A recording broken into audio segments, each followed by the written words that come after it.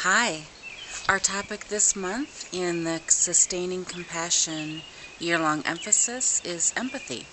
I want to start off with a couple of quotes about empathy that might be helpful for you as y'all start thinking about your own level of empathy and how this plays out in your ministry and within your team. So the first quote is by Charles Figley. He is the person who really started the highlighting attention on compassion fatigue back in the 90s.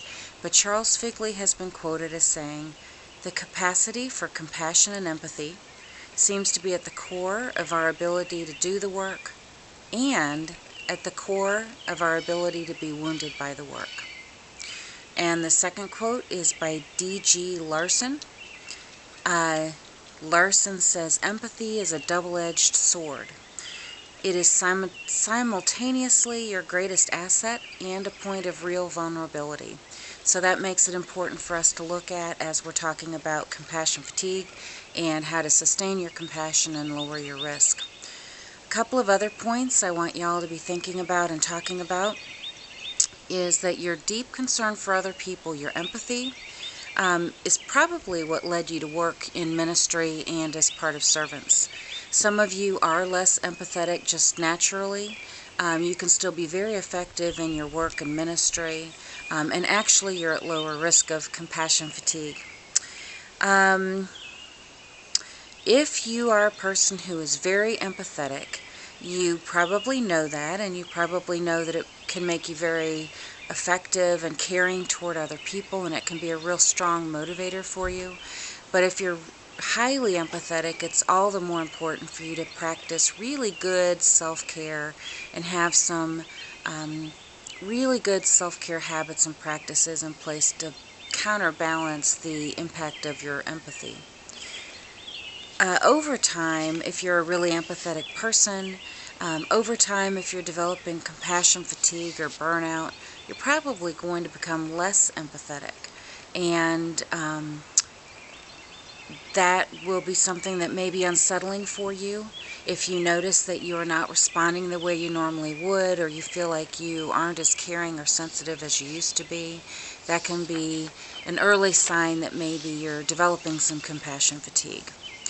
Also, if you have a lot of empathy, you may tend to over-identify with the people you serve.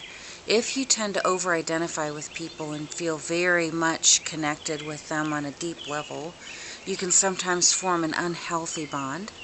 You can focus exclusively on the trauma and suffering of other people, and that can be very distracting or be done in a way that isn't really even healthy.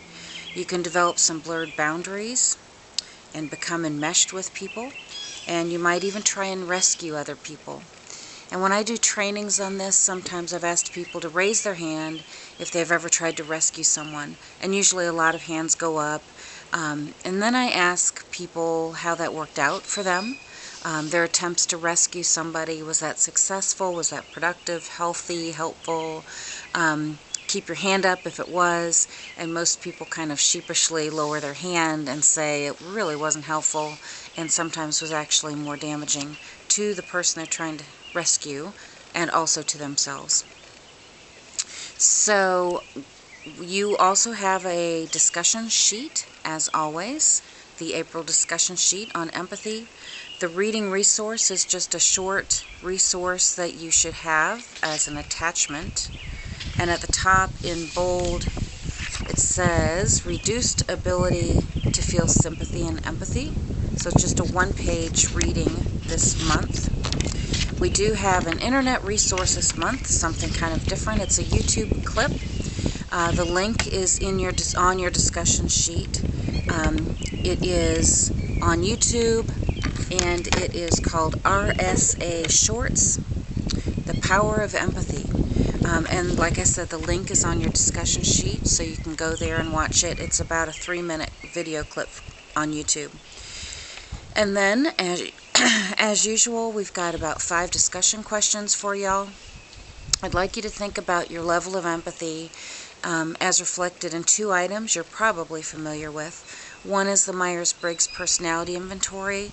I know a lot of y'all have taken that. Excuse me.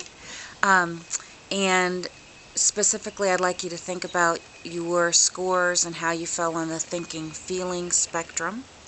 The other tool that a lot of you are familiar with is the Enneagram, and I'd like you to talk in your team about your level of empathy and how that's reflected in your Enneagram type. And there are a couple other questions on there that I'd like y'all to talk about. Our scripture reflection this month is Ephesians 4:32. Be kind and compassionate to one another, forgiving each other just as Christ God forgave you. And, as always, you've got my contact information, my phone number, and my email address. I'm happy to talk with any of you at any time.